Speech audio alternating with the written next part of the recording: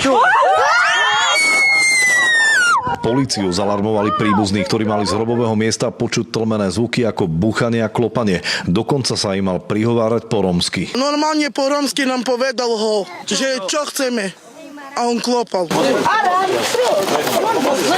66-ročný František, ktorý zomrel na Veľký piatok, bol tak pochovaný na druhý krát.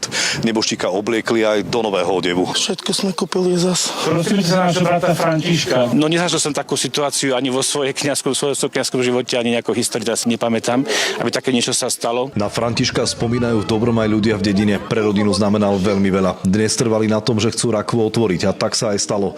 No pokoj im to neprinieslo. Otec bil na truhlu a je to zlomené. Musím jednoznačne vylúčiť, že by šlo o prebudenie alebo o známky života. Napriek výsledkom pitvy rodine zostali nezodpovedané otázky, na ktoré sa pýtali aj priamo nad hrobom. Bol spotený a hneď keď tú truhlu zavreli. Chceli sme si ho fotiť, povedali, že nie, lebo zaplatíme veľa pokuty. My sme telo našli v takom stave, v akom bol pochovaný. Pohreb zorganizovala pohrebná služba na vlastné náklady a aj pracovníci sa snažili zraneným pozostalým vysvetliť, že zvuky mohli počuť, ale podľa záverov pitvy ich nemohol spôsobiť ich nebohý príbuzný. Nemôžem povedať, že niečo nepočuli.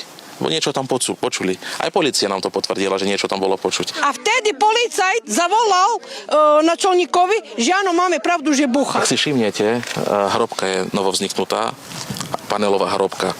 To znamená, že pri takýchto prípadoch zem pracuje a panely klesajú. Napríklad dnes ráno sme mali telefonát v inej nemenovanej obci a rodina nám volala, že počuli svojho príbuzného ako tiež búcha, že ako v Biacovciach, že čo keď ich otec ožil. Verím teda, že strach robí tak svoje. Na druhej strane musím povedať, že aj Rómovia sú naozaj hlboko vnímaví a citliví na také tie duchovné veci a veria a veríme, teda, že po smrti život existuje, že duša človeka žije po smrti. Nech v tomto hrobe pokojne odpočíva a dočká sa slavného skriesenia. Z cintorína v Biacovciach Vlado Jurek, televízia Joj.